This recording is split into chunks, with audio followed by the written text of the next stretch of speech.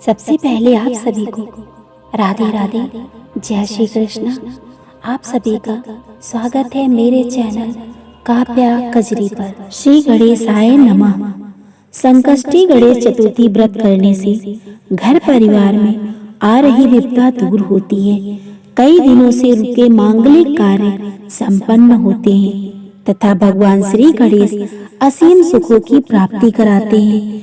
माह की किसी भी चतुर्थी के दिन भगवान श्री गणेश की पूजा के दौरान संकष्टी चतुर्थी गणेश की कथा पढ़ना अथवा सुनना जरूरी होता है। इससे संबंधित 4 कथाएं प्रचलित हैं। आइए सुनते हैं। पौराणिक एवं प्रचलित श्री गणेश कथा के अनुसार एक बार देवता कई विपदाओं से घिरे थे। तब वह मदद मांगने भगवान शिव के पास आए। उस समय शिव के साथ कार्तिकेय तथा गणेश जी भी बैठे थे।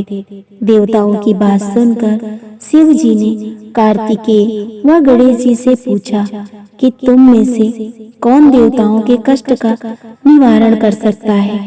तब कार्तिकेय व गणेश जी दोनों ने ही स्वयं को इस कार्य के लिए सक्षम बताया। इस पर भगवान शिव ने दोनों की परीक्षा लेते हुए कहा, तुम दोनों में से जो सबसे पहले पृथ्वी की परिक्रमा करके आएगा वही देवताओं की मदद करनी चाहेगा। भगवान शिव के मुख से ये वचन सुनते ही कार्तिकेय अपने वाहन मोर पर बैठकर पृथ्वी की परिक्रमा के लिए निकल गए। परंतु गणेश जी सोच में पड़ गए कि वो चूहे के ऊपर चढ़कर सारी पृथ्वी का परिक्रमा करेंगे तो इस कार्य में उन्हें बहुत समय लग जाएगा। तभी उन्हें एक उपाय सूझा। गणेश जी अपने स्थान से उठे और अपने माता पिता की 7 बार परिक्रमा करके वापस बैठ गए। परिक्रमा करके लौटने पर कार्तिकेय स्वयं को विजेता बताने लगे। तब शिव जी ने श्री गणेश जी से पृथ्वी की परिक्रमा न करने का कारण पूछा। तब गणेश जी ने कहा, माता पिता के चरणों में ही समस्त लोक हैं। ये सुनकर भगवान शिव ने गणेश जी को देवताओं के संकट दूर करने की आज्ञा दी। इस प्रकार भगवान शिव ने गणेश जी को आशीर्वाद दिया कि चतुर्थी के दिन जो तुम्हारा पूजन करेगा और रात्रि में चंद्रमा को अर्घ देगा उसको तीनों ताप यानी दैहिक ताप, दैविक ताप और भौतिक ताप दूर होंगे। इस व्रत को करने से व्रतधारी के सभी तरह के दुख दूर होंगे और उसे जीवन के भौतिक सुखों की प्राप्ति होगी। चारों तरफ से मनुष्य की सुख समृद्धि बढ़ेगी। पुत्र पौत्रादि धन ऐश्वर्य की कमी नहीं रहेगी। गणेश चतुर्थी की दूसरी कथा। एक समय की बात है, राजा हरिश्चंद्र के राज्य में एक कुम्हार था। वह मिट्टी के बर्तन बनाता लेकिन वे कच्चे रह जाते। एक पुजारी की सलाह पे उसने इस समस्या को दूर करने के लिए एक छोटे बालक को मिट्टी के बर्तन के साथ आवा में डाल दिया। उस दिन संकष्टी चतुर्थी का दिन था। उस बच्चे की माँ अपने बेटे के लिए परेशान थी। उसने गणेश जी से बेटे की कुशलता की प्रार्थना की।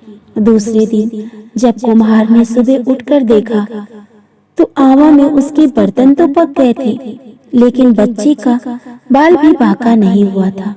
वो डर गया। राजा के दरबार में जाकर सारी घटना बताई। इसके बाद राजा ने उस बच्चे और उसकी माँ को बुलवाया तो माँ ने सभी तरह के विघ्न को दूर करने वाली संकष्टी चतुर्थी का वर्णन किया। इस घटना के बाद ये महिलाएं संतान और परिवार सौभाग्य के लिए संकट चौथ का व्रत करने लगी। अब सुनते हैं तीसरी कथा। एक समय की बात है, विष्णु भगवान का विवाह लक्ष्मी जी के साथ निश्चित हो गया। विवाह की तैयारी होने लगी।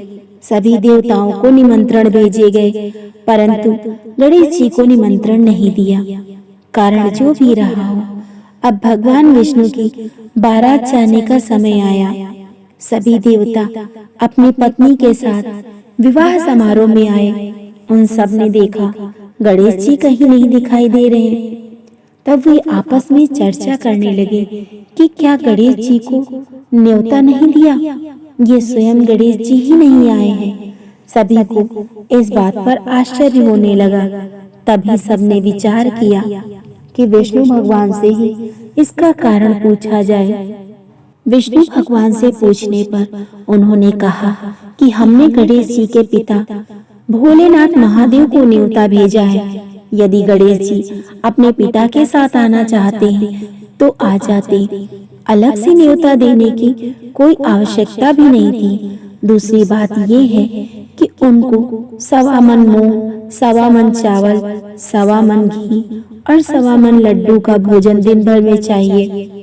यदि गणेश जी नहीं भी आएंगे तो कोई बात नहीं, दूसरे के घर जाकर इतना सारा खाना पीना अच्छा भी नहीं लगता। इतनी वार्ता कर ही रहे थे कि किसी एक ने सुझाव दिया, यदि गणेश जी भी आ जाएं तो उनको द्वारपाल बनाकर बैठा देंगे। आप घर की याद रखना, आप तो चूहे पर बैठकर धीरे धीरे चलोगे तो बारात से बहुत पीछे रह जाओगे। ये सुझाव भी सभी को पसंद आया तो विष्णु भगवान ने भी सहमति दे दी। होना क्या था, इतने में गणेश जी वहां आ पहुंचे और उन्हें समझा बुझाकर घर की रखवाली करने बैठा दिया। बारात चल दी। तब नारद जी ने देखा गणेश जी तो दरवाजे पे बैठे हुए, तो वे भी गणेश जी के पास गए और रुकने का कारण पूछा तो गणेश जी कहने लगे, विष्णु भगवान ने मेरा बहुत अपमान किया। नारद जी ने कहा, आप अपनी मूसक सेना को आगे भेज दें तो वे रास्ता खोद देंगी, जिससे उनका वाहन धरती में धंस जाएगा। तब आपको सम्मान पूर्वक बुलाना पड़ेगा। अब तो गणेश जी ने अपनी मूसक सेना जल्दी से आगे भेज दी और सेना ने जमीन पोली कर दी। जब बारात वहां से निकली तो रथों के पहिए धरती में धंस गए। लाख कोशिश करे परंतु पहिए नहीं निकले। सभी ने अपने अपने उपाय किए परंतु पहिए तो नहीं निकले, बल्कि जगह जगह से टूट गए।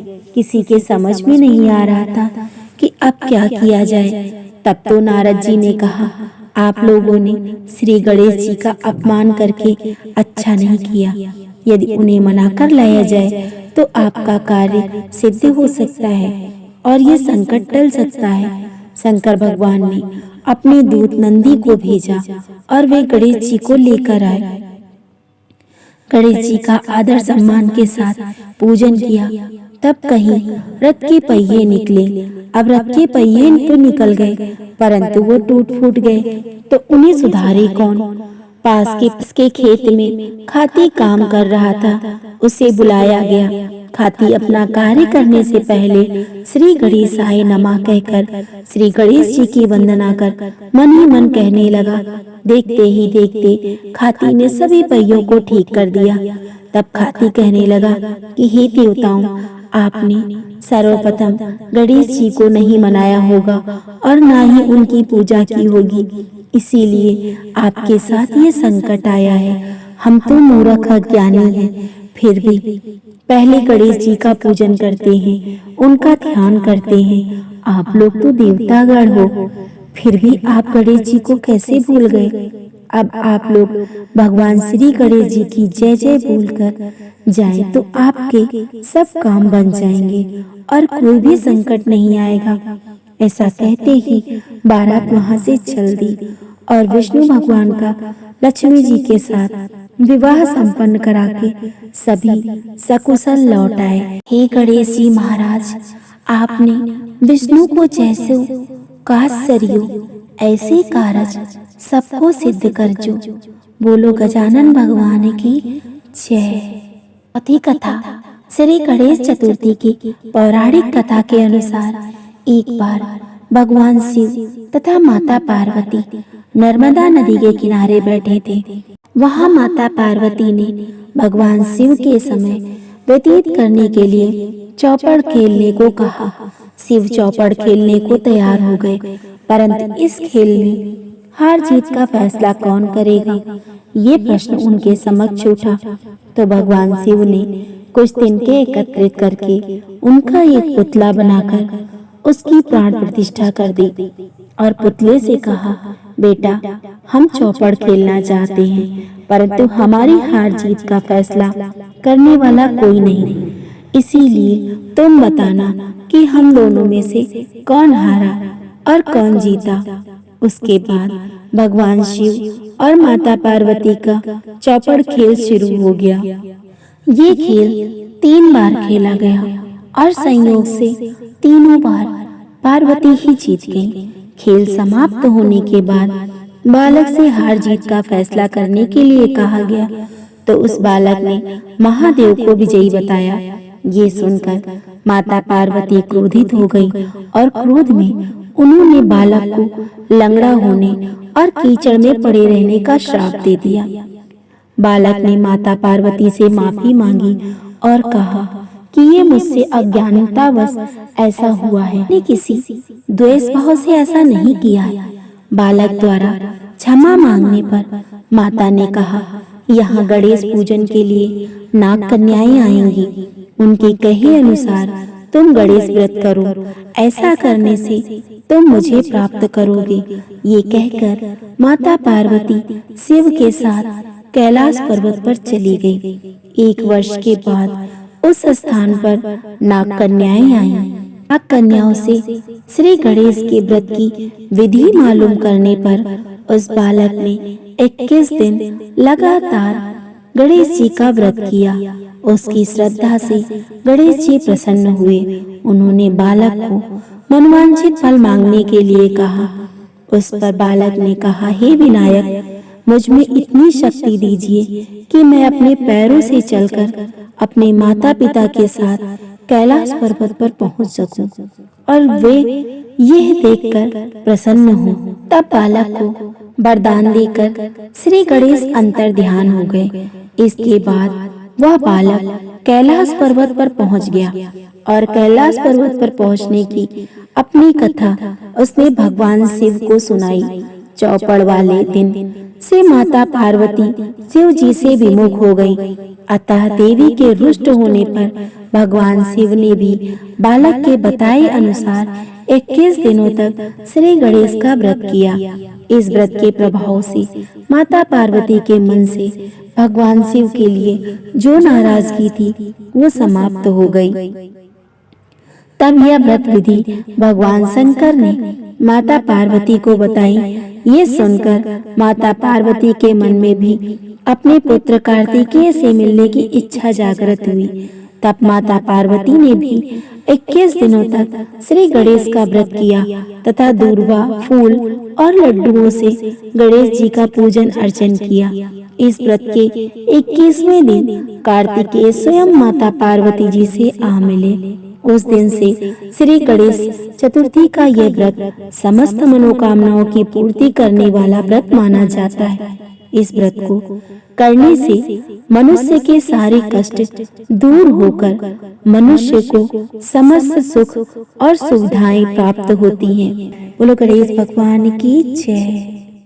अगर आपको ये कथाएं पसंद आ रही हैं, ऐसे ही और वीडियो देखने के लिए मेरे चैनल को सब्सक्राइब करें, वीडियो को लाइक करें, कमेंट करें। राधे राधे दोस्तों।